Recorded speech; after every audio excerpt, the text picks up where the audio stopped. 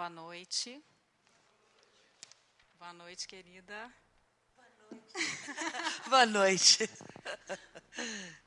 Beth, vamos começar pelo presente, pelo momento atual. Quais são os seus projetos artísticos atuais? E você que tem 40 anos de profissão, o que você quer da sua carreira hoje? Bom, projetos a gente sempre tem muitos. Atualmente eu estou com um projeto para cinema, teatro e televisão para o ano que vem, que esse ano já está quase acabando e eu estou cheia de compromissos. E o que eu desejo como atriz é trabalhar, trabalhar, trabalhar, trabalhar. A gente conversava lá atrás, eu e Rita, e aquela coisa que toca muito a gente. A gente não pode parar. A gente quer estar no palco, na telona ou na telinha, até o fim da vida. Mesmo porque a gente interpreta pessoas. E quando a gente interpreta pessoas desde a criancinha até a vovozinha, o vovozinho. Então, a gente está vestindo, vivendo e interpretando essas pessoas. Então, o que eu mais quero como atriz é trabalhar até o fim. Bom, tem uma característica marcante no seu percurso, que é o envolvimento com a política. Né? Desde uma militante ferrenha política na época da ditadura, depois como secretária de Cultura, presidente da FUNARJ, deputada federal. Como você conseguiu conciliar a sua carreira política e artística? Primeiro isso, depois eu continuo. Bom, na verdade, eu acho que eu sempre fui presunçosa e tive um privilégio.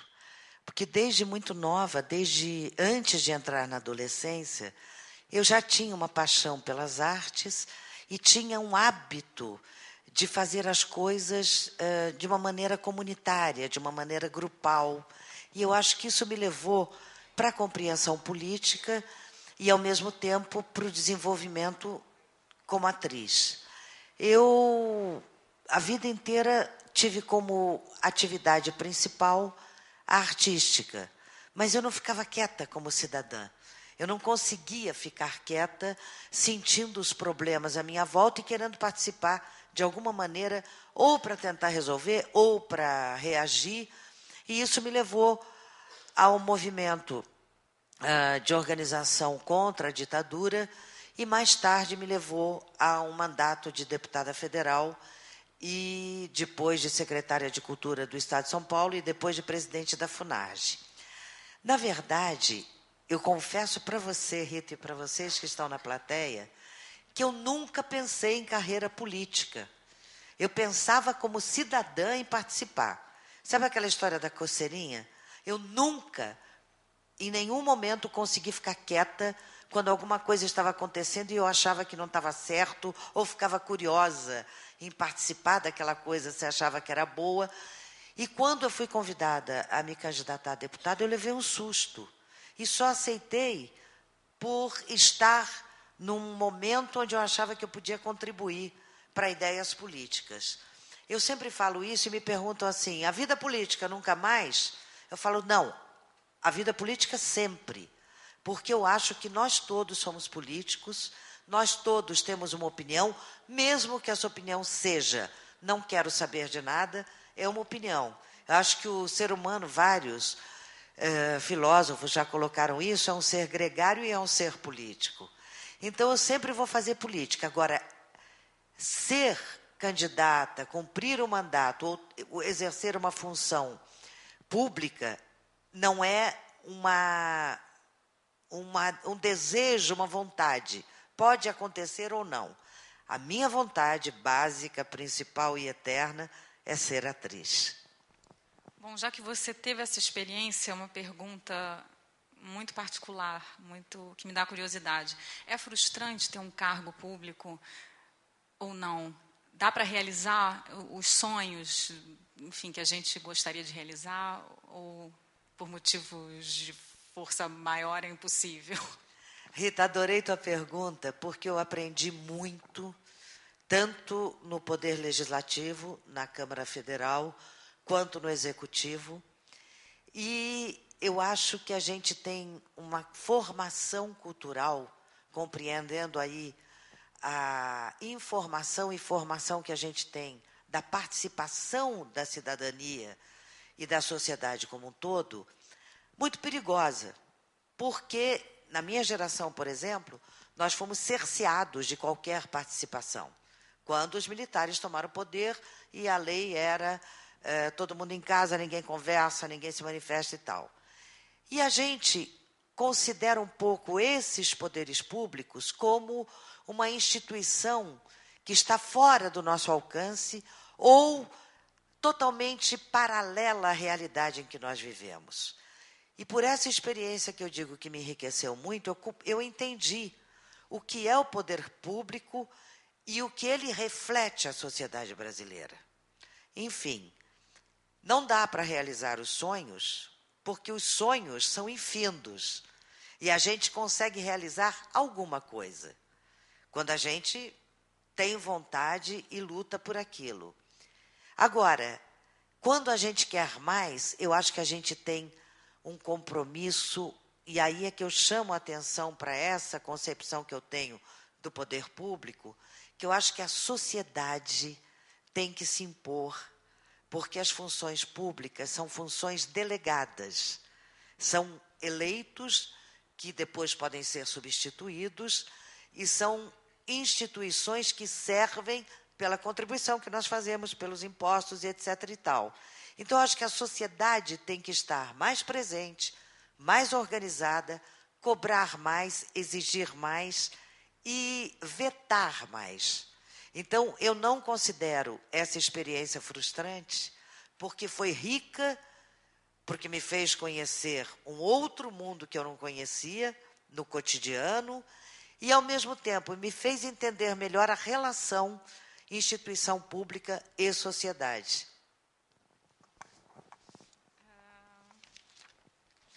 Bom, eu li que tem uma questão que estava sempre presente na sua vida, que era, sou ou não atriz?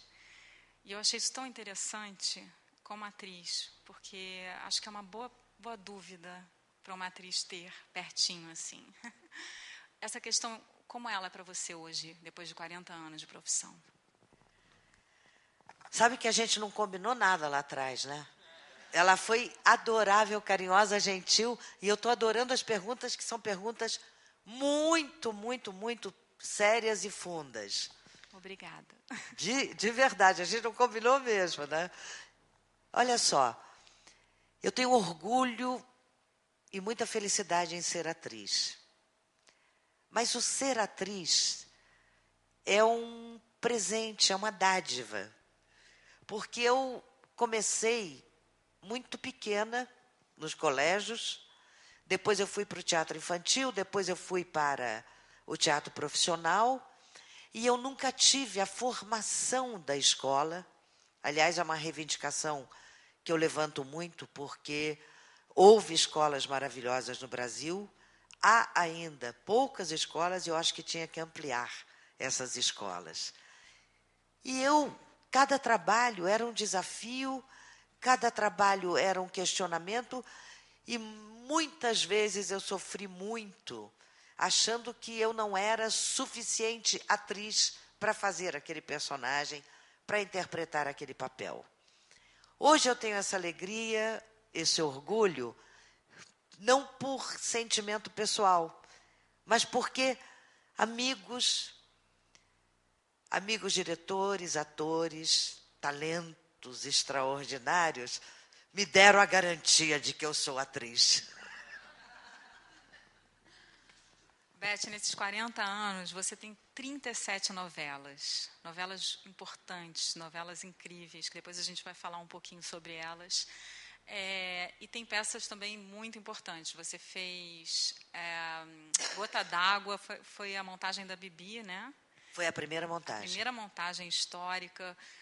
Fez a peça com a Camila Amado e o Desgraças de uma Criança, com Nanina, que também é uma montagem histórica. Estreou com Antunes. Quer dizer, seus trabalhos foram bem escolhidos e eu pude observar isso. Mas eu te pergunto, qual foi o papel do teatro na sua trajetória? por que tem muito mais novela do que teatro? Que também eu acho que faz parte de um contexto histórico que você viveu, que é bacana, né, ser falado aqui. Bom, esse pedacinho a gente conversou um pouquinho lá atrás. Isso eu acho maravilhoso, que a gente está conversando no palco, no nosso espaço, com a sinceridade que a gente tem que demonstrar. Eu comecei em teatro, profissionalmente, com Antunes Filho, dirigindo a peça do Arnold Wesker, A Cozinha, tradução de Milor Fernandes. Olha que prêmio. E logo em seguida eu fui para a televisão. Havia uma realidade de eu me manter com este trabalho, havia uma necessidade de trabalhar, e na televisão eu tive a sorte de fazer o Beto, que foi extraordinário, não vou me fingir que não é, porque foi. Eu amei participar do Beto, foi uma novela que revolucionou a história da novela na televisão brasileira, e eu tive uma situação muito confortável, porque eu já estava afirmada, embora tivesse aquela dúvida interna, como atriz e reconhecida pelo trabalho. Aí eu sempre com as minhas ideias, aí não entra a política especificamente, entra as ideias de formação. Eu sempre li muito, estudei muito e procurei sempre os melhores valores, as melhores qualidades, as melhores manifestações de arte. E quando explodiu o Beto Rockefeller, e vejam, o Beto Rockefeller não explodiu como explode agora uma novela, porque a gente não tinha o satélite, era o videotape. Eu estou vendo jovens aqui que não têm nem ideia do que foi há 40 anos atrás. E quando o Beto estourou de tal maneira que todo mundo falava, embora fosse só videotape, eu fui convidada para muito cinema e muito teatro. E aí entrou uma dúvida dentro de mim, braba, e eu neguei muito trabalho.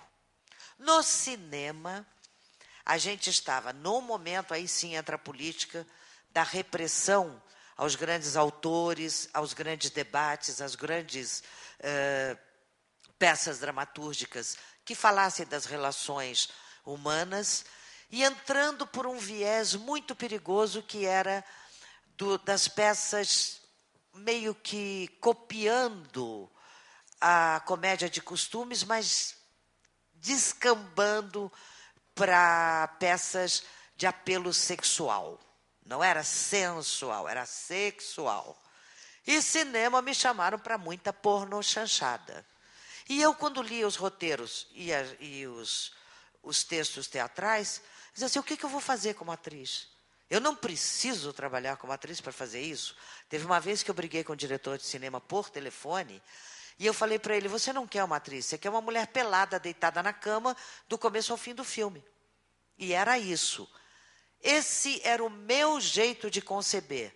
E eu dei uma vez uma entrevista para a revista Playboy, onde eu afirmava isso que eu estou dizendo para vocês, e também negava, porque eu fui convidada por todas as revistas para posar nua, seminua, não sei o quê, e eu não quis. E eu afirmei e volto a afirmar aqui, não julgo nem sou contra ninguém que escolhe este caminho, porque é uma escolha absolutamente individual e particular. Mas para mim não era legal. Eu não gostava, não me sentia estimulada nem provocada para o exercício de atriz fazendo aquele tipo de personagem. Então eu neguei muitas peças teatrais e só embarcava quando era convidada ou quando eu sondava para participar de espetáculos como os que você citou. Gota d'Água. Gota d'Água aparecia nua no palco. Não era questão de estar ou não nua. Era questão do tema da trama dramatúrgica. E no cinema, no Eles Não Usam Black Tie, eu também apareci nua. Aí dá para vocês perceberem um pouco como era difícil? Eu era novinha, bonitinha, e só me queriam nua. Então, eu só escolhia o nua quando fosse com qualidade. E assim foi com Eles Não Usam Black Tie e com Gota d'Água. E outros projetos, como, por exemplo, um do Aderbal Freire, que eu fiz, extraordinário, A Morte de Danton, que foi um trabalho genial. Eu ficava buscando esse tipo de trabalho para crescer como atriz. Como foi fazer Tieta ao mesmo tempo em que você era deputada? Foi um presentaço. Eu, como disse, optei pela candidatura e me elegi para o Congresso Nacional sem ter ideia do que eu fosse enfrentar e sem ter muita noção do que isso ia interferir na carreira artística, na paixão, no momento. E já morria de saudade de trabalhar quando Paulo Biratã me telefonou e me convidou para fazer a Tieta. Presentaço, não só pelo convite, mas porque eu contracenei com o extraordinário, maravilhoso e eterno Armando Bogos. Armando Bogos, só para vocês terem uma ideia, o nosso cenário, que era... Daqui a pouco eu lembro, eu fico emocionada e esqueço os nomes, está vendo? Dona Ida Pires, seu Modesto Pires e a filha dos dois. Aliás, a filha se chama Renata de Castro Barbosa. É uma graça de pessoa. E é uma coisa que eu comentava também lá atrás, que o Beto, não com você, mas com a Márcia, da Rádio Roquete Pinto. O Beto Rockefeller foi tão forte no Brasil que eu tenho a felicidade de tempos em tempos, encontrar uma Renata, que foi batizada Renata em homenagem à Renata do Beto Rockefeller. E a Renata de Castro Barbosa, a mãe dela me disse que era por causa da Renata do Beto. E quando entrava no nosso cenário em Tieta, o pessoal da técnica e a direção diziam, vamos brincar e vamos nos divertir. O Bogos tinha um astral tão maravilhoso que a gente gravava tudo com uma facilidade, com uma ligeireza, com... Era assim, ensaio e grava, ensaio e grava, ensaio e grava, ensaio e grava. E não era às pressas, não. Era no prazer, a coisa funcionava maravilhosamente. Então, por isso, foi um presentaço para mim fazer Tieta, fazendo Dona Ida Pires com o querido Armando Bogos fazendo Modesto Pires e a Renatinha fazendo Nossa Filha. Beth, voltando para a vida política, enfim, se dá para falar que a gente sai dela em algum momento, mas você que teve uma participação muito forte, foi presa 2 vezes, sendo que uma vez ficou 30 dias e foi torturada. A pergunta que eu te faço, o que muda definitivamente na vida de uma pessoa depois de passar pela tortura? A tortura é uma coisa terrível. Eu faço parte de todos os movimentos nacionais e internacionais contra a tortura, contra a violência contra o ser humano, de qualquer maneira. E a tortura interfere em cada um de uma maneira, sendo que cada uma dessas maneiras é muito violenta. Eu sempre fui uma pessoa sensível, até pela atividade artística e pela vontade de ser atriz, e guardei mazelas físicas e psicológicas muito brabas. Eu tenho verdadeiro pânico da violência e tenho pessoas amigas que não conseguiram se reencontrar na vida. O que me salvou quando eu saí da prisão, além da família e dos amigos próximos que me acolheram, me embalaram e me protegeram para me recuperar, foi a arte. Foi a volta ao trabalho da arte, a volta ao trabalho da televisão, do teatro. Foi retomar a gente viver um personagem, vestir um personagem, sentir um personagem. Eu tive grandes amigos, tenho grandes amigos que na época se apresentaram para mim, dentre eles uma linda mulher que eu amo de paixão, que é a Eva Vilma, que já se apresentou aqui neste palco. Ela e o Carlos Zara, que não está entre nós, mas também é eterno, foram defensores fortíssimos da minha recuperação como pessoa e como profissional. Fora os amigos, como eu disse, a família, eles dois foram fundamentais. Só para vocês terem uma ideia, o Zara brigou com a direção da TV Tupi, que era a televisão onde eu trabalhava na época, que não existe mais, e com o Serviço de Segurança Nacional para eu ser contratada e voltar a trabalhar. Então, eu fui realmente protegida e foi a arte e o trabalho artístico que me salvou. Você falou da Eva Vilma, e eu te pergunto da Irene Ravache, que também eu sei que foi uma pessoa muito importante na sua vida. Irene Ravache é querida, é minha madrinha. Olha só, quando eu contei aquela história para vocês, eu sei que hoje acontece mais, acontece igual, mas não é como naquela época. Porque hoje as coisas são mais abertas, existe um relacionamento menos punitivo, menos moralista, menos discriminador, com essa questão do ficar, transar, namorar e etc. e tal.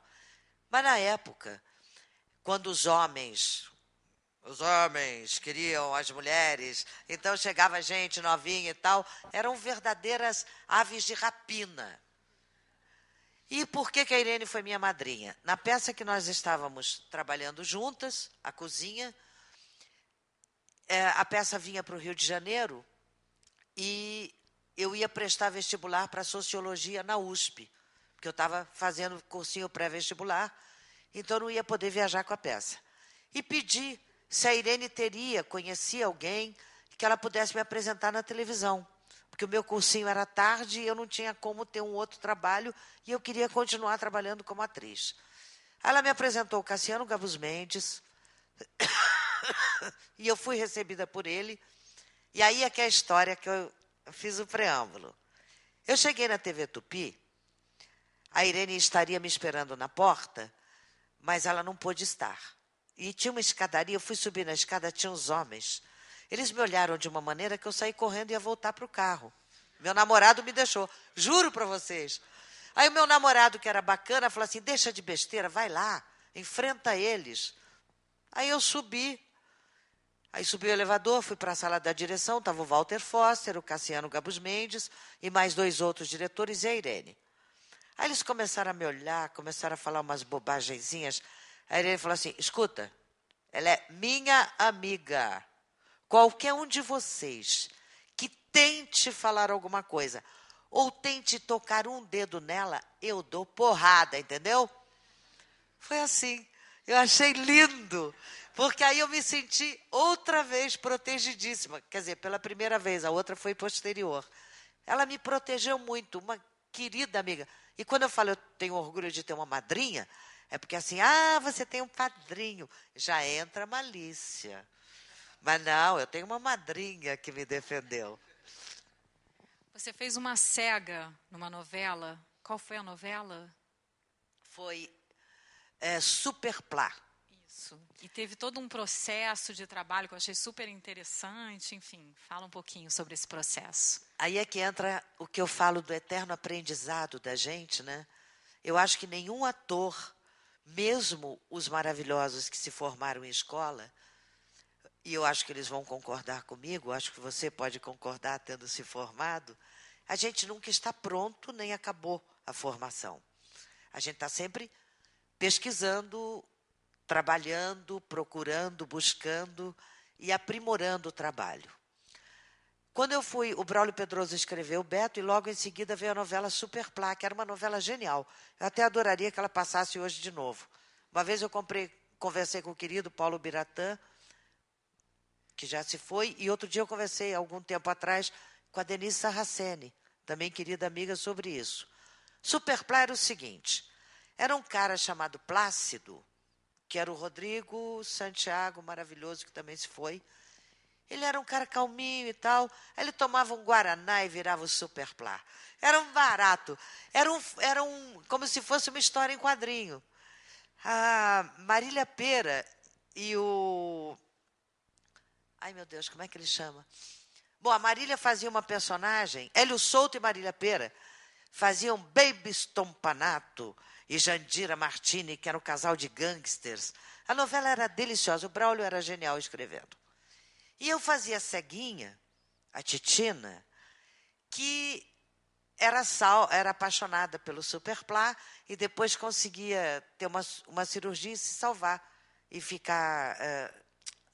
voltar a enxergar. Eu fiquei muito assustada, muito preocupada e fui atrás da Eva Vilma. Foi aí que nasceu a nossa amizade, porque eu já tinha tido como assistente de direção do Antunes Filho na peça Cozinha, mas não era próxima. Mas ela estava gravando nessa situação, que foi um pouco depois, 1 ano e pouco depois, quase 2 anos depois, e eu fui procurá-la para ela me orientar. Por quê? Porque eu a tinha visto na peça Blackout, onde ela fazia uma cega extraordinária. Ela ganhou prêmio por esse trabalho. Aí eu fui procurá-la, ela generosamente me deu todas as dicas. Me deu o endereço do Instituto para o Livro do Cego no Brasil, e eu fui para o Instituto e comecei a fazer o que a gente chamaria um workshop. Comecei a frequentar o Instituto e acompanhar o cotidiano dos cegos, desde os que não enxergavam nada até os que estavam passando para o processo da cegueira. Foi uma experiência riquíssima e é dolorosa. Teve um dia que eu andei pelas ruas de São Paulo com um rapaz que estava ficando cego e eu vi o quanto nós somos cruéis para quem é deficiente. Ele estava andando na rua, no centro de São Paulo comigo. Ele era especialista em computação. E aí nós estávamos andando e ele ia me mostrando como se usava corretamente a bengala. E você sabe que uma pessoa veio e ficou irritada e chutou a bengala dele longe? Eu fiquei horrorizada com aquilo. Quanta gente é cruel, quanto ser humano pode ser cruel. Bom, fiquei fazendo isso e estudando e treinando para ficar com os olhos paralisados. E depois eu gravei para o Instituto para o Livro do Cego no Brasil um livro. Eu, Estênio Garcia e outros atores sempre fazíamos essa contribuição. E fui gravar a novela e me senti muito, muito, muito, muito feliz, porque o pessoal que mais me elogiou foram os cegos. Os instrutores mandavam mensagens para mim que eles estavam assistindo e gostavam do tom da minha interpretação. Isso a Eva Vilma me deu de presente e foi legal. Linda. Ai, eu estou me segurando.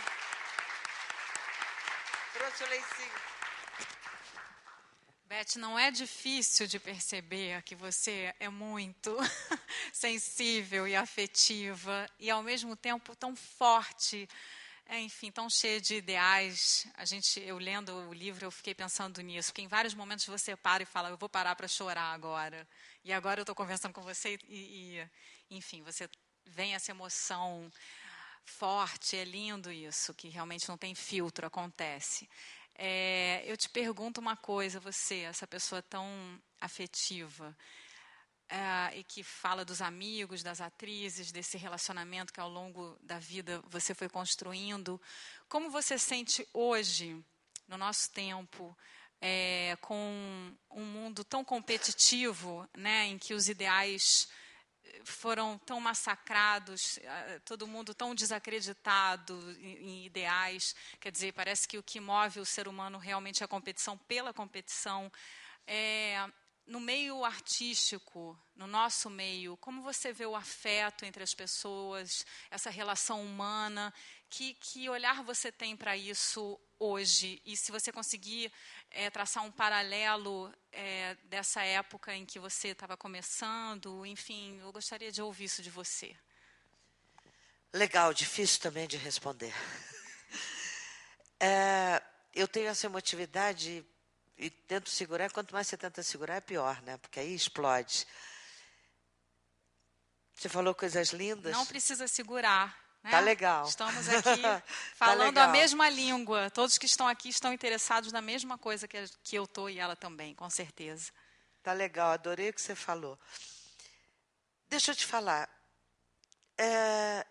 Quando eu comecei, eu entrei num núcleo, tanto no teatro quanto na televisão. Aliás, no teatro começamos vários atores juntos, porque o elenco da Cozinha era um elenco muito grande. Então, tinha atores já com experiência, a Irene já tinha alguma experiência, que eu citei, Juca de Oliveira, maravilhoso, era um dos personagens da peça, e tinha jovens atores começando, dentre eles eu.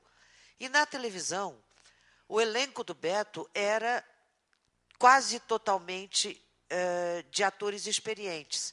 Inclusive, a minha querida Débora, que eu vim ver aqui, ela, embora fosse... Ela é mais nova que eu 1 ano, mas ela já tinha feito trabalhos desde criança, da família que ela... filha de artistas, né? Então, eu fui muito bem tratada pelo elenco, pelo diretor, que era o Lima Duarte, depois foi o Walter Avancini, ele foi substituído pelo Avancini, e eu era muito bem tratada. A Tupi era uma emissora artesanal, era muito caseira, muito... quase que como se pudesse fazer manufaturalmente a televisão. Então, era um ambiente muito aconchegante. Quando eu vim para a Globo, 6 anos depois, eu me assustei, porque a Globo já era uma empresa e já era outro momento da telecomunicação. Já tinha um satélite, já tinha uma dinâmica maior. Entre 74, quando eu vim para a Globo, e hoje, 34 anos depois, é uma mudança radicalíssima. Tudo é muito rápido, tudo é muito veloz, tudo é muito imediato, tudo é muito substituível. Aí é que é o perigo. Eu hoje tenho uma preocupação e sinto, principalmente nos diretores e nos atores mais experientes como eu, a gente tem uma preocupação com quem está entrando deslumbrado com essa coisa linda que é estar na cena, ser famoso, virar uma celebridade. Porque o trabalho de ator não é isso. O trabalho de ator é outra coisa. Então, a gente tem essa preocupação porque essa máquina voraz, ela proporciona isso. É como se a gente chegasse aqui na beira do palco, fosse aplaudido de uma maneira retumbante, extraordinária, e ficasse tão feliz que caísse. Porque passou o momento. E a televisão é isso hoje, mais que a televisão, os outros veículos, como o computador, como hoje, daqui a pouco todos estaremos no computador, né? Está tudo nessa velocidade. Então, a minha preocupação, e a de pessoas amigas que têm experiência como eu, irrita, que é muito mais nova e tem muito menos anos do que eu, tem a mesma postura que eu. E tem essa mesma preocupação. Eu acho lindo, lindo. É um presente para mim. Porque a nossa preocupação é que nós saibamos viver pessoas, saibamos interpretar seres humanos com toda a multifaceta que ele tenha e saibamos ter a humildade, a disciplina, a dedicação, a entrega e o amor pelo trabalho. Porque eu estou falando dessa maneira porque me assusta a gente ver um mundo, e eu não estou falando das pessoas, eu estou falando da estrutura. Um mundo que pega uma pessoa bem jovenzinha ou criança ainda e coloca ela como se ela estivesse agora, que a gente acabou as Olimpíadas, como se estivesse no... Como é que chama lá em cima quando ganha o prêmio? No pódio. Diz assim, você é a única especial. Não é verdade. Não é verdade. Até que para ela subir ao pódio, ela tem que ganhar a competição, ela teve o professor, ela teve a família que estimulou, ela teve quem bancou, ela teve quem treinou com ela, enfim. Nós, atores, para a gente chegar no pódio, no exemplo que eu estou citando, a gente tem uma equipe imensa que faz com que nós apareçamos e brilhemos. E essa equipe, ela é tão determinante quanto o trabalho da gente. Desde o autor, passando pelo diretor, no caso da televisão, o iluminador, o cara do som, o cara da imagem, o cara da suíte, a camareira, o contra-regra, o cenógrafo, o figurinista, todo mundo. E se a gente não tem essa noção da relatividade e do grupo com o qual nós nos relacionamos e para quem nós estamos dando o trabalho da gente, entregando a interpretação da gente, a gente corre o risco desta máquina nos confundir com um raio laser. E diz assim, deixa eu jogar no ar que ela vai brilhar. E jum, acabou. Então, acho que essa é a minha preocupação hoje e que eu diferencio do privilégio que eu tive no passado. Em relação aos diretores, eu li que você não gosta, e eu me identifico com você, de gritos e aquele mau uso do poder, que é tão desnecessário, né? Quando a pessoa está tratando com um ator, a gente pode, no argumento, na inteligência, chegar a qualquer lugar, sem grosseria. E que ideal de diretor é esse? Eu acho isso sim. E eu tenho tido experiências adoráveis. Primeiro, eu acho que a gente tem que ser muito bem tratado, porque nós somos muito sensíveis. Então, a gente não pode entrar num ambiente onde as pessoas estão gritando, onde te dão uma ordem como se você fosse um soldado, porque soldado tem que ser assim, né? Desculpem. Ordem unida. Direita, vou ver. Esquerda, vou ver. A gente não. A gente está fazendo uma pessoa, então tem que ser tratado com carinho. Eu vou dar um exemplo de um diretor que eu amo de paixão e que não é de televisão, para falar do diretor ideal. Nelson Pereira dos Santos. Eu fiz com ele, há 2 anos atrás, Brasília 18%, e não tínhamos tido a oportunidade de filmar junto, embora eu adore os trabalhos dele e ache ele genial. Foi tão bom. Primeiro, ele me chamou para um almoço para a gente conversar sobre o personagem. E depois, na filmagem, todo mundo macio, todo mundo leve, todo mundo suave. E aí o resultado sai. A mesma coisa foi com Leon Hirschman, que já se despediu da gente, dirigindo Eles Não Usam Black Tie. Havia problemas, como sempre há, de dinheiro, de equipamento, de uma locação que não deu certo. Nada desses problemas passava para os atores.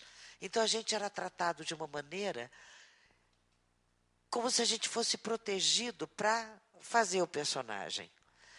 Eu, na televisão, há momentos em que eu estou estudando ou rememorando uma cena, e aí vem uma pessoa gritando e fala assim, é que a gente tem que se concentrar. Eu vou lembrar de um exemplo de televisão para não ficar tão ruim. Eu e Paulo Gracindo, na novela O Casarão, que foi uma novela maravilhosa, e eu entrevistava o Gracindo, que eu era uma jornalista. Aí nós estávamos no estúdio, era uma cena só nós dois, eu passando o texto com ele, e uma pessoa do esquema começou a berrar, porque o estúdio era imenso, e o Gracindo, com a sua voz tonitruante, falou, porra, será que dá para prestar atenção nos atores? Eu estou passando o texto com a Beth Mendes. Fez um silêncio mortal. E eu aplaudi e beijei o Gracindo, porque a gente precisa disso.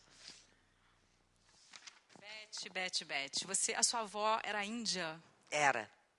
Minha avó materna era índia, era guarani, e era uma mulher maravilhosa. Eu a tenho no meu coração, no meu sentimento. Ela me deu muita lição de vida. Ela era analfabeta. Ela aprendeu a ler e escrever com 60 anos de idade, mas ela tinha uma sapiência, tinha uma sensibilidade e tinha uma liberdade extraordinária. Eu contei, vou contar de novo aquela história que eu acho linda. Eu era adolescente, minha mãe morava em Santos, eu morava em Santos, né? E minha avó morava em São Vicente, que é junto de Santos. E eu voltando da praia, com uma tanguinha mínima, quando eu entrei no jardim da casa, eu vi que minha avó estava na sala. E morri de medo, porque eu estava com uma tanguinha mínima, avó, não sei o quê, Aí tentei fugir para entrar pela cozinha. e fui correndo pelo lado da casa. Quando eu estou entrando pela cozinha, ela tinha me visto, e ela veio e chegou e disse assim: minha netinha, como está linda. Vai para a praia tomar mais sol e ficar mais bonita ainda. Isso era minha avó. Então, ela me ensinou muito até a ser mulher sem medo, sem timidez, sem vergonha e com autoestima. Uma curiosidade, acho que de todos os atores. Queria saber o que você pensa disso e como você tratou disso na sua vida. A gente sabe que essa nossa vida é muito insegura, né? Financeiramente. Muitos altos e baixos. Enfim, eu acho que todas as profissões têm essa ilusão, outras profissões que não estão ligadas à arte, têm a ilusão da segurança. A nossa simplesmente não tem essa ilusão. A gente se depara com a insegurança perto da gente o tempo inteiro, né? Às vezes menos, às vezes mais. Como foi isso e como é isso na sua vida? Qual é o seu pensamento em relação a isso? Como você administrou essa parte? Acho maravilhoso isso que você perguntou, porque eu tenho muito medo e tenho, infelizmente, referência de inúmeros artistas. Aliás, eu aplaudo o nosso querido Stepan Nercessian e a Casa dos Artistas, e publicamente eu aplaudo meus queridos empresários Marcos Montenegro e Nilson Raman, porque fazem um trabalho maravilhoso também de apoio junto com a Casa dos Artistas, porque muitos de nós não tiveram consciência e não conseguiram chegar a uma estabilidade, a uma segurança mínima. Rita, você tem muita razão. A nossa vida é absoluta insegurança. Por isso eu falei da história do palco e do aplauso que você cai e acabou. Porque no momento você está no ápice e de repente acontecem várias circunstâncias e você não está mais. E eu fico muito preocupada, isso eu tive bom senso desde jovem, muito preocupada com o momento de celebridade. Quando eu digo para vocês que no segundo trabalho profissional eu já era conhecida em todo o Brasil, é uma coisa que assusta, porque de repente eu achava que eu tinha um poder, poderia achar que eu tinha um poder imenso, que eu ia ficar maravilhosa, que eu não precisava mais pensar em nada, que eu ia ter trabalho, dinheiro, carro, marido, iate, aquelas coisas todas.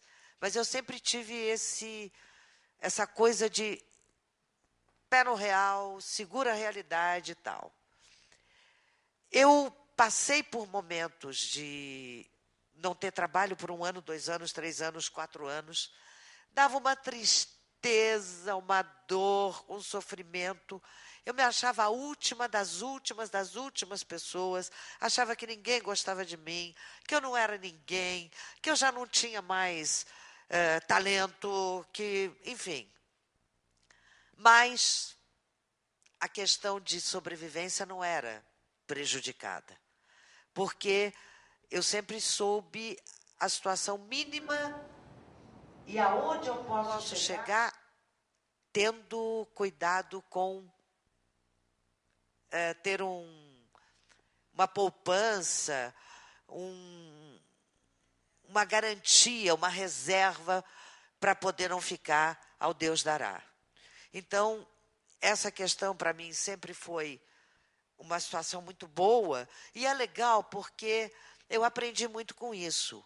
Quando eu era deputada e quando eu era secretária de Cultura do Estado, eu tive mais ainda esse teste, porque eu tinha muitos assessores, eu tinha muita estrutura, porque é a estrutura do serviço, carro oficial, voo daqui para lá, dali para cá, e secretário, assistente, nanana. Ali foi um treinamento. Tudo para o trabalho eu fazia com toda a equipe que eu tinha. Tudo para a minha vida pessoal, quem resolvia era eu. Eu não delegava nada, porque eu sempre pensava, hoje eu estou num cargo público, amanhã não estarei. A mesma coisa quando eu entrei na Globo, que eu tive uma recepção maravilhosa, tive em 74.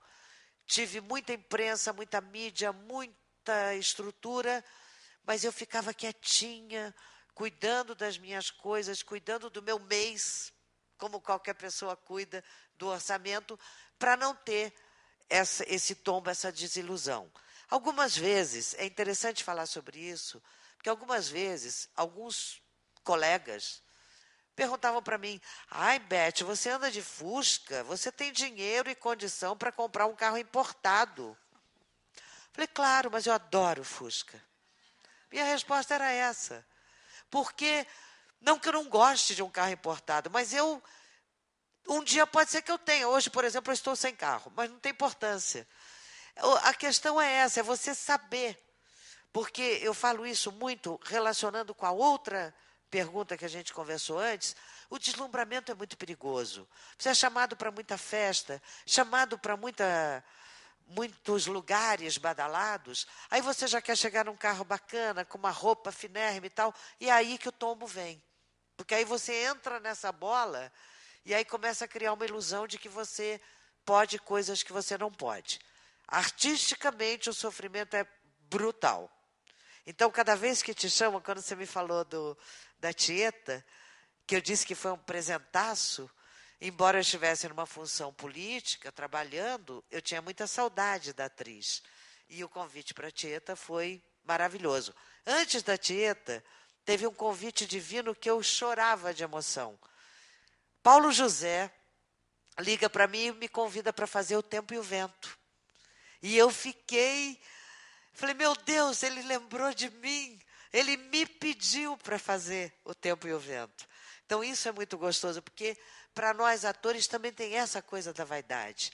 A gente gosta de ser lembrado. Hoje eu sou muito lembrada porque eu tenho o Marcos Montenegro e o Raman, que fazem essa coisa linda com a gente, né? Isso é maravilhoso. Falando sério, eu quero falar isso mesmo na rádio. Por quê? Porque a nossa vida é muito atribulada, muito cheia de altos e baixos.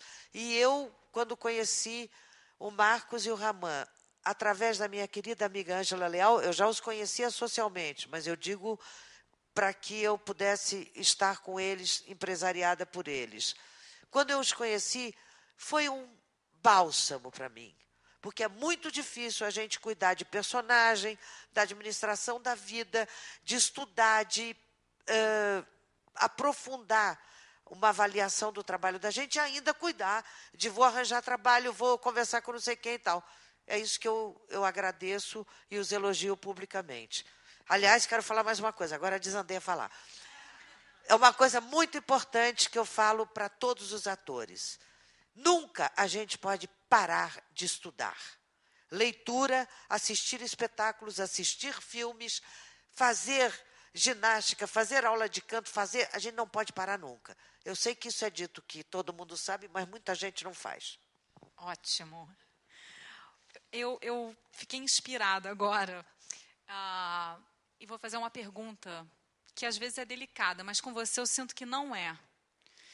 Você é uma mulher muito bonita e foi lindíssima na juventude, né? Assim, a ponto de todos te quererem nua. E às vezes não, quer dizer, a gente observa umas atrizes mais velhas que foram lindas e a gente vai percebendo uma dificuldade, né, de se entregar ao tempo. E com você, me dá a sensação de que tem uma tranquilidade em relação a isso. E nós vivemos, claro, da nossa imagem, do nosso interior, do nosso pensamento. Eu realmente não vejo separação do interno para o externo. Eu acho que é uma coisa só. Como está sendo para você o tempo externo e interno? Já estou percebendo, mas quero saber mais sobre como está sendo esse momento de maturidade, como você vê o daqui para frente.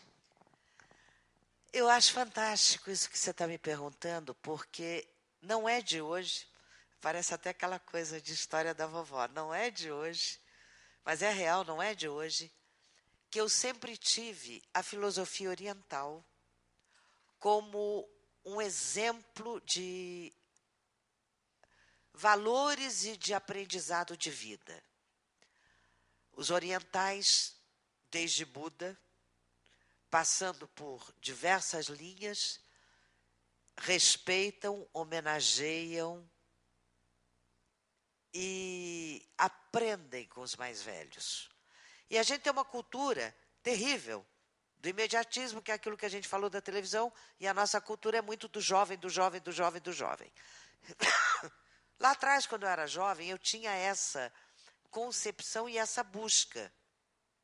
Agora que eu vou completar 60 anos, com muito orgulho e muita alegria e com bem-estar, eu vejo que o que eu pensava está me orientando para a vida.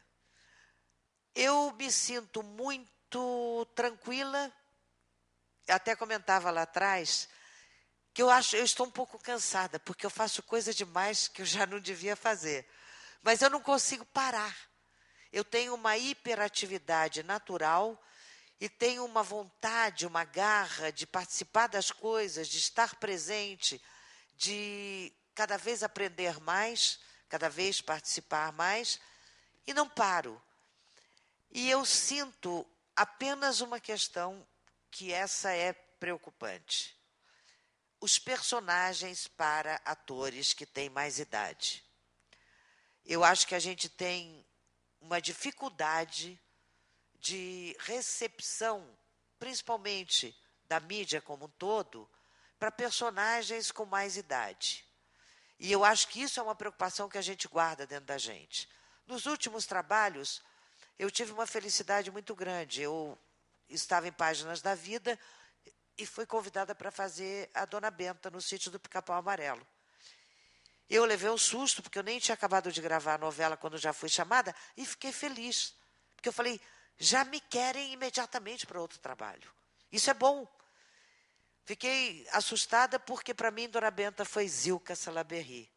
E eu até dei várias entrevistas na época dizendo que eu faria com prazer e adorei participar, mas que era uma homenagem a ela, que para mim foi a grande Dona Benta. Depois daquilo, eu sei que vão surgir outros trabalhos, mas eu tenho essa preocupação. Ontem eu estava vendo os canais da NET e numa televisão, no canal da televisão francesa, eu vi uma entrevista de um ator extraordinário da França que está fazendo o Doente Imaginário.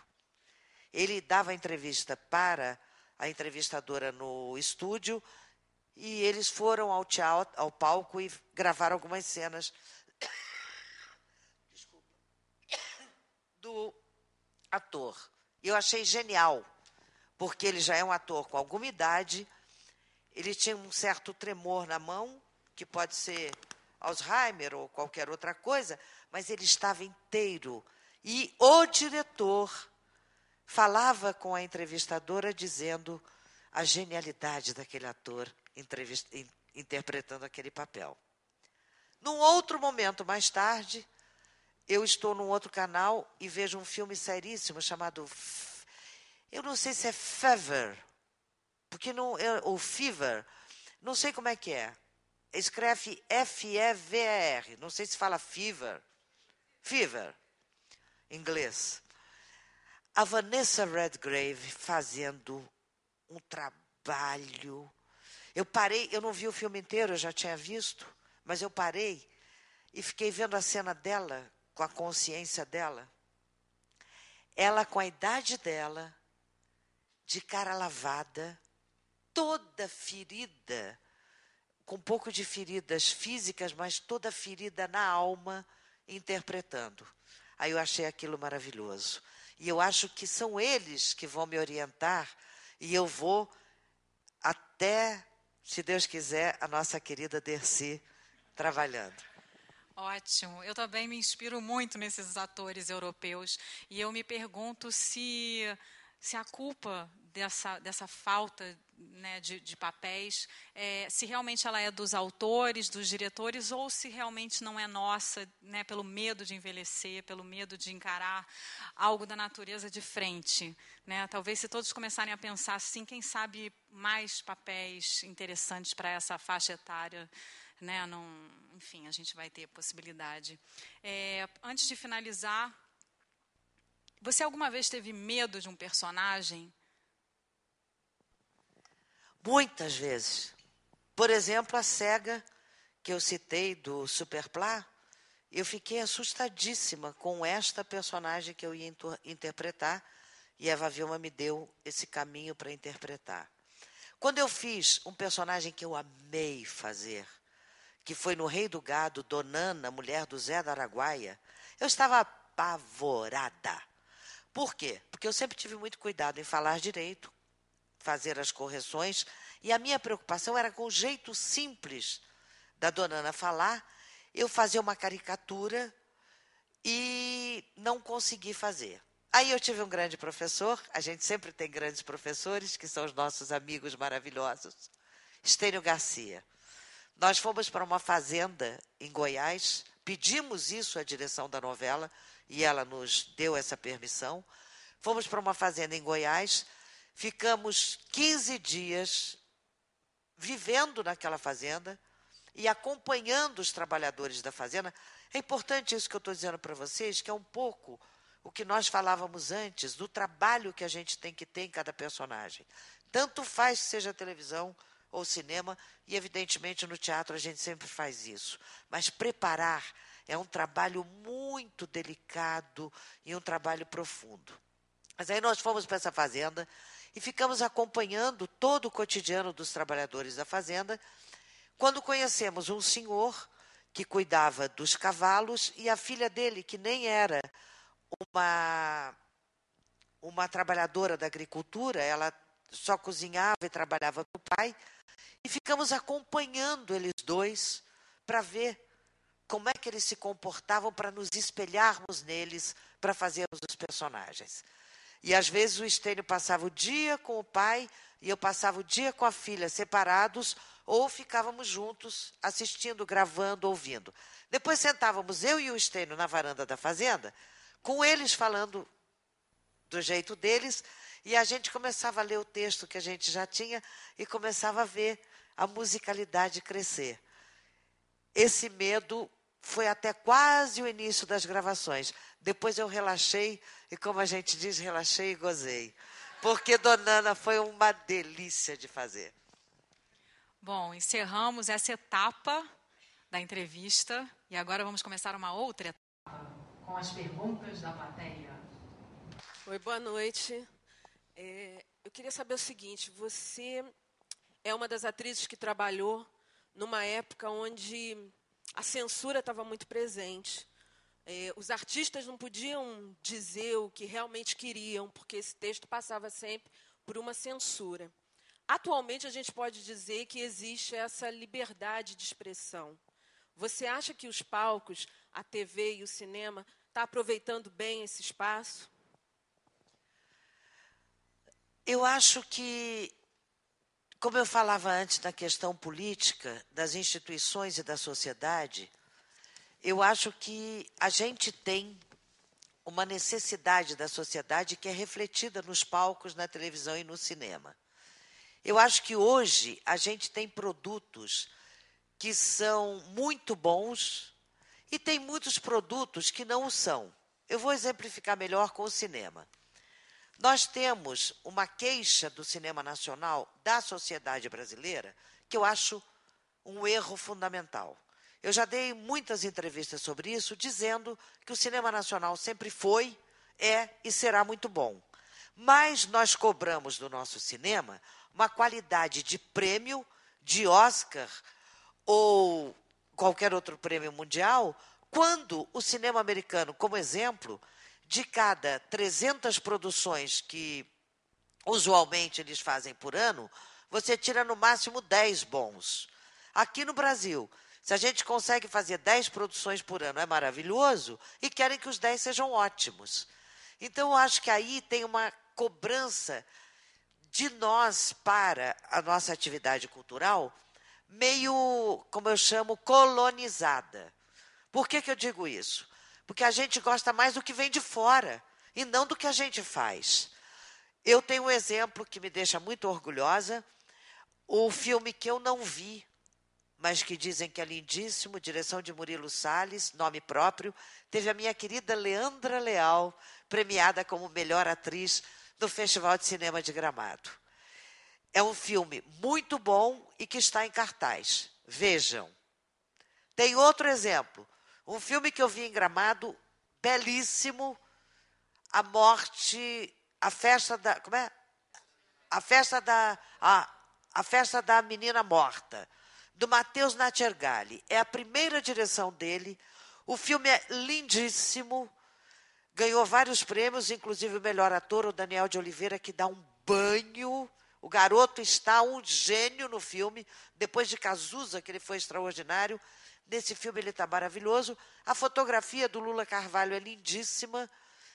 Eu estou dando só esses 2 exemplos. Eu acabei de voltar do Festival de Gramado, para dizer que a gente tem coisas muito boas e que essa abertura está dando possibilidade para mais coisas boas serem produzidas. E o que falta é a nossa sociedade, estou falando da sociedade brasileira como um todo, reconhecer melhor a qualidade da gente, para investir mais em teatro, investir mais em cinema, investir mais em artes plásticas, literatura e todo o resto. Quando eu acho que a gente é colonizado, vem um filme, só outro exemplinho, desculpa eu me alongar. Um exemplo assim bem claro. Olha como é que é. A gente teve muito problema de produção no cinema. Agora está tendo subsídios para a produção. Eu vi no jornal o último Batman. Estreou em 587 cinemas ao mesmo tempo. E quando estreia, domina o Brasil inteiro e ele fica 3 meses em cartaz por contrato.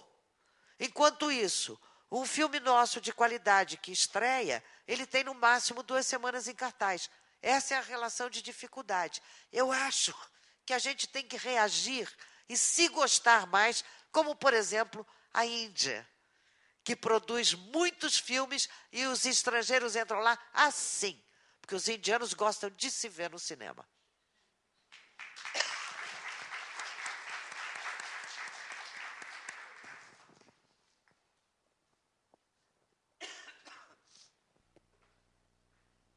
Olá, Beth, boa noite. Eu queria te perguntar com relação a Anos Dourados, Anos Rebeldes, desculpa. Anos Rebeldes, que foi uma época que você viveu muito intensamente, participou muito intensamente e depois teve que reviver, né? Aí eu queria saber para você como é que foi reviver esse momento.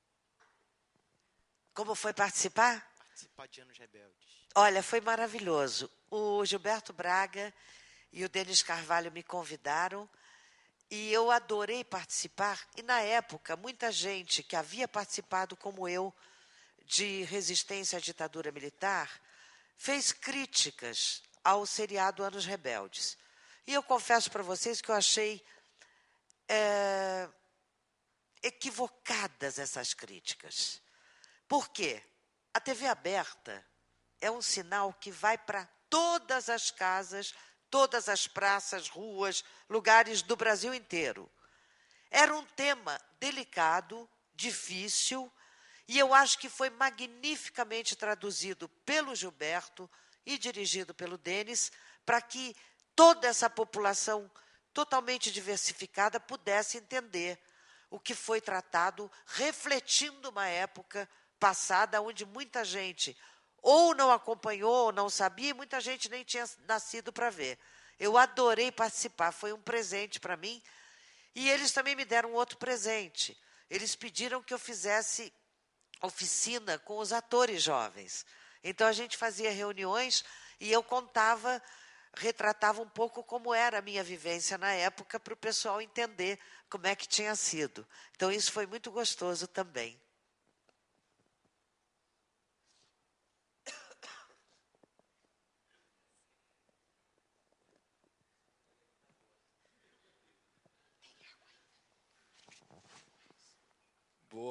Boa noite, Beth. Parabéns pelo conjunto da obra. Obrigada.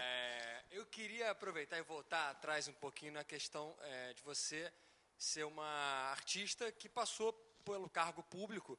E uma coisa que eu fiquei me perguntando quando a Rita tocou nesse assunto com você é a questão assim, a gente sabe que o artista ele tem um lado muito subjetivo, né?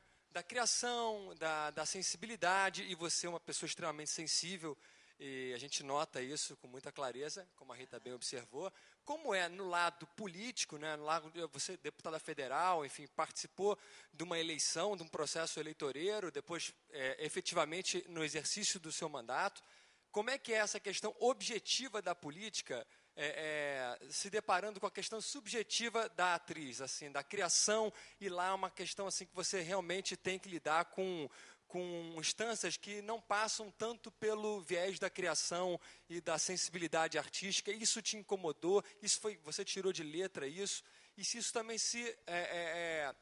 na sua carreira, porque você, continuando como atriz, como é que foi isso no processo de atriz? Você trouxe um pouquinho da burocratização desse esquema para a tua vida artística, isso interferiu? Enfim, sobre isso. Muito interessante que você me pergunta. Na verdade, eu não tirei de letra, não. Tive uma certa dificuldade em aprender a conviver, mas não era uma surpresa para mim, visto que eu já era uma militante política antes, conjuntamente a ser atriz. Porque a vida inteira eu participei dos trabalhos culturais e de uma ação política como cidadã. E quando eu aprendi aquilo, eu, de uma certa maneira, endureci a minha forma de perceber as coisas para a função que eu estava exercendo. Quando eu disse na pergunta da Rita que foi uma escola que me ensinou muito, tanto no executivo quanto no legislativo, eu aprendi muito, aprendi a administrar, aprendi a endurecer, aprendi a dialogar com limites, aprendi a refrear a minha sensibilidade, aprendi a engolir a minha revolta, porque não era possível um ato de bravura, de grito para resolver alguma coisa. Foi um aprendizado muito duro. Quando eu na verdade, não voltei para a vida artística, porque, como eu disse para vocês, eu não fui para lá dizendo, agora abandonei e vou seguir outra carreira. Não, eu fui na circunstância da paixão. E, pelo meu querido Paulo José e pelo Paulo Biratã, eu tive a chance de conviver. Eu me lembro bem, quando eu fui trabalhar no Tempo e o Vento, a primeira cena que eu ia gravar, novamente com meu querido Armando Bogos. Eu era antagonista do personagem dele, porque ele era casado com a personagem minha irmã, e eu era apaixonada por ele. Aquela coisa do Érico Veríssimo, linda, né? A cena que nós tínhamos, que era uma cena bonita, eu estava dura. Aí o Paulo chegou e falou assim, Beth, esquece o Congresso. Eu achei lindo, porque por mais que a gente raciocine, por mais que a gente... Não, aqui eu não estava sabendo chegar no tom. E eu estava dura não só pelo Congresso, mas também porque era uma discussão muito dura que nós tínhamos. Então, eu tinha medo de ir para o queixume. A gente era um bate-boca sério. E eu adorei isso. É um pouco para te responder. Mas não chegava a misturar. Quando eu fiz Tieta, eu já estava habituadíssima a atriz, deputada. Atriz, tranquilo.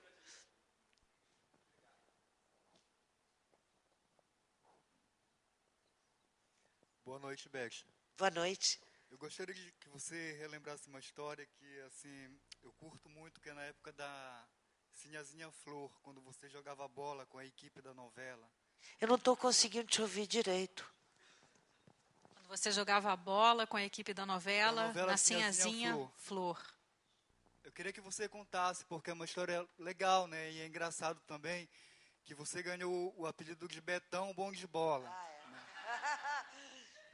Eu queria que você contasse mais detalhes, porque a equipe descobriu um campo de pelada e você ficou com eles assim, o tempo inteiro jogando.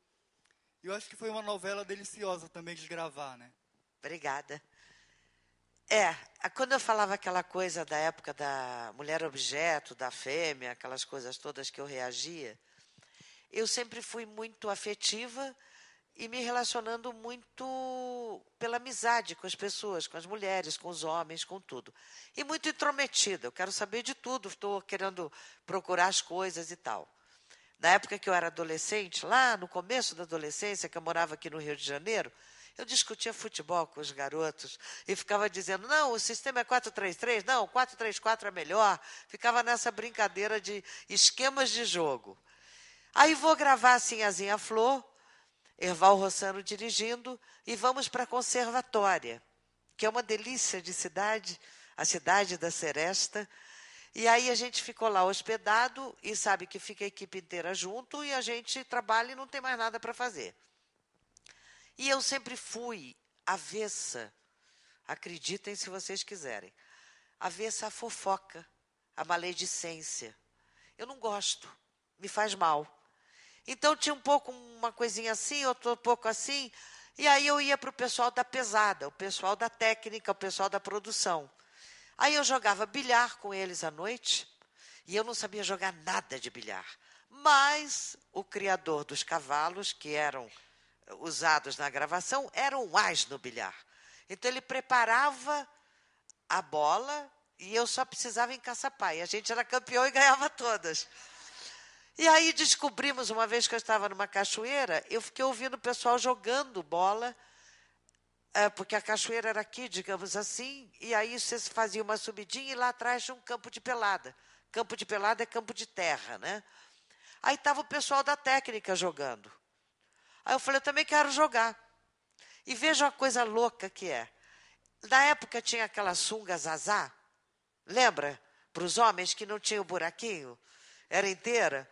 Eu usava aquela sunga zazá com uma camisetinha.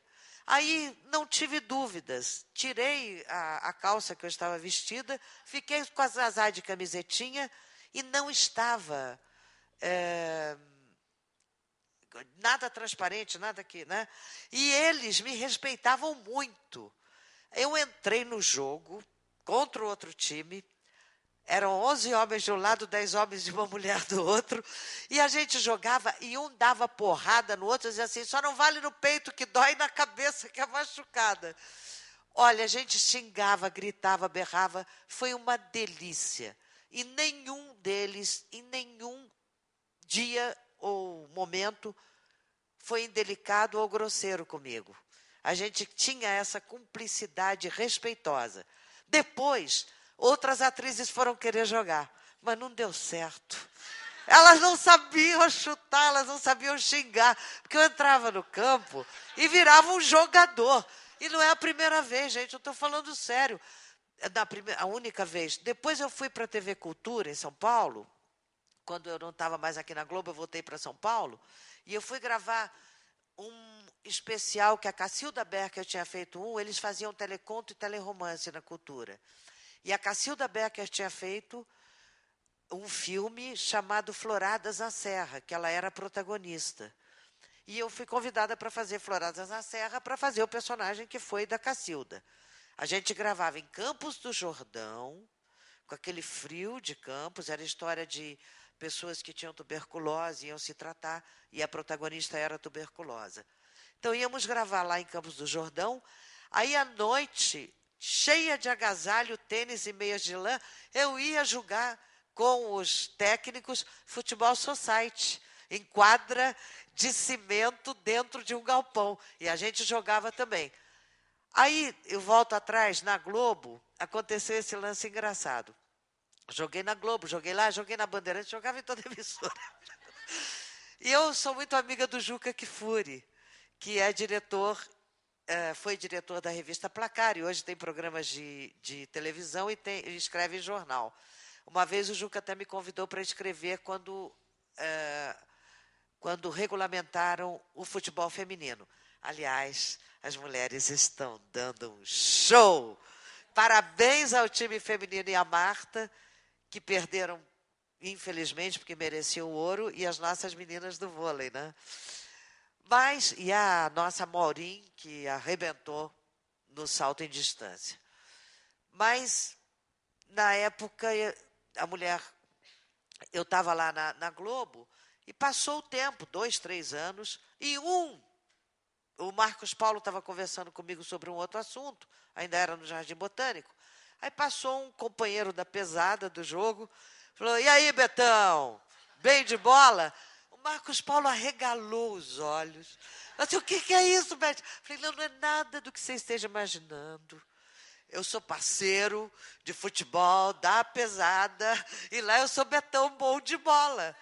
Porque eles me deram esse nome que foi um carinho, ao invés de ter, sabe, atitudes maliciosas e tal, porque eu jogava descalça, de sunga e camiseta, não tinha problema nenhum. Mas aí eles me elogiaram como, ela é nossa, ela é Betão bom de bola. Você fez a Casa das Sete Mulheres, uma das protagonistas do livro que eu adoro, você sabe disso, que é da Letícia. Você acha que para uma atriz é mais difícil começar de uma personagem que já existe, ou compor um personagem inédito? É difícil te responder, Marcos. Na verdade, em novela, a gente tem uma vantagem.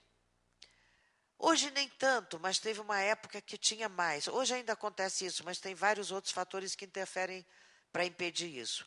Às vezes você começa num personagem que não é muita coisa e você consegue ir desenhando e a personagem pode crescer e pode ficar mais firme, mais forte, interferir mais na trama da história.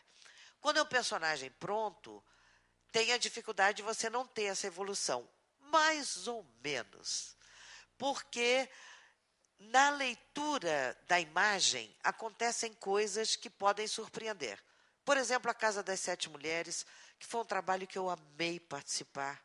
Acho que Jaime Monjardim e a equipe fizeram um trabalho lindíssimo. Teve um favor que eu recebi. A Letícia Wierchowski, que é a autora do texto, e a Maria Adelaide Amaral e o Walter Negrão, os adaptadores, na história, o meu filho e o meu marido morriam na guerra. Aí eu falei para a Letícia e para os dois, peraí, eu já tenho a minha casa invadida por todos, os homens dão tiro na gente e tal. Vocês vão me deixar sem marido e sem filho? Isso é maldade demais para uma pobre de uma mulher. Falei assim, tudo bem, Beth, a gente mata só o marido. Então deu uma pequena mexida, né? Então é muito difícil. Eu acho que mesmo em personagens já feitos, já de uma história, e vou te contar uma outra coisa que eu achei linda. Até uma novidade que eu trago de Gramado, que foi numa entrevista, por isso eu posso falar abertamente. Numa entrevista para a televisão local, o entrevistador me disse, falou da Casa das Sete Mulheres, e eu falei da alegria que foi participar, e contei para ele que eu recebi da Letícia de presente o segundo livro das Sete Mulheres, que ela foi aprofundando a história que ela pesquisou, e ela tem um segundo livro escrito que ela me presenteou, aonde a personagem de Ana Joaquina, que eu fiz, é maior e tem mais importância na história. Aí eu falei, já é um desejo que eles façam a Casa das Sete Mulheres 2. Mas aí ele me disse que Jaime vai fazer uma nova versão de O Tempo e o Vento. E aí eles falaram, você não gostaria de fazer? Eu falei, se o Jaime quiser, já estou fazendo. E eu acho lindo isso, porque dá para mexer com personagens já existentes, né?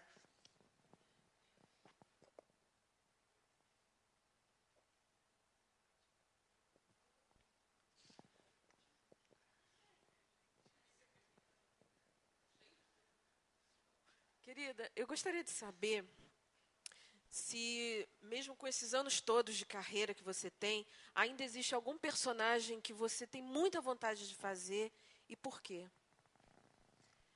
Nós sempre temos personagens dos sonhos. Eu tenho uma personagem que é muito difícil que eu possa vir a fazer, mas sonho é sonho, que é uma peça lindíssima do Brecht, chamada Terror e Miséria do Terceiro Reich. É uma cozinheira e os homens que cercam e tal, é toda passada no Terceiro Reich. Eu acho essa personagem lindíssima e cabe para a minha idade, só que é uma produção muito cara, porque são muitos atores, e é um sonho fazer.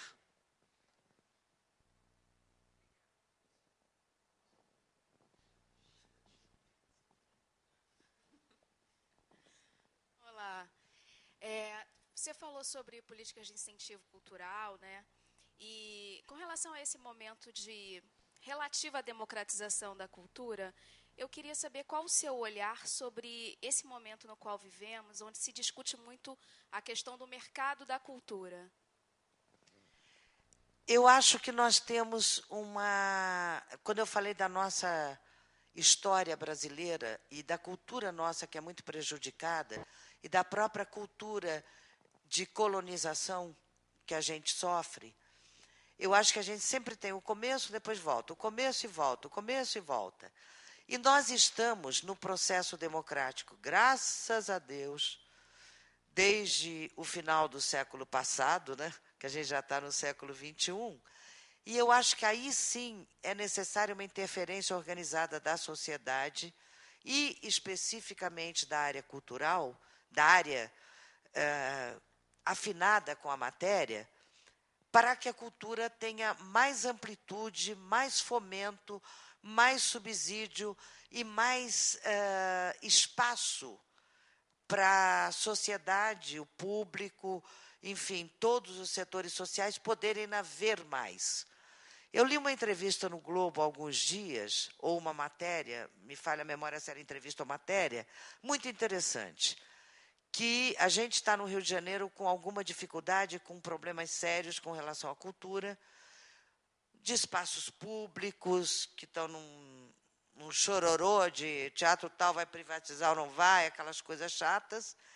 E essa pessoa que reclamava dizia uma coisa muito bonita, que Ribeirão Preto e Paulínia, no estado de São Paulo, estão com escola de cinema, estão produzindo muito.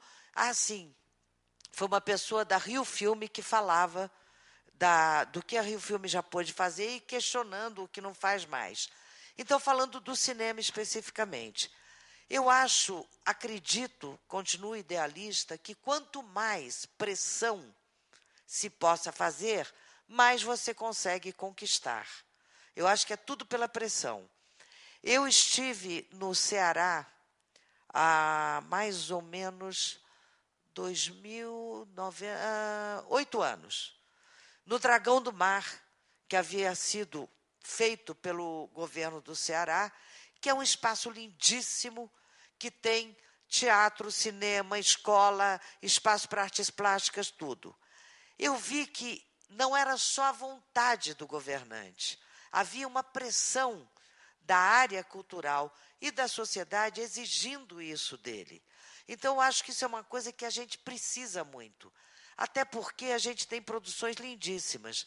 Eu tenho visto o nosso teatro, eu falei muito de cinema, eu tenho visto o nosso teatro em trabalhos tão maravilhosos.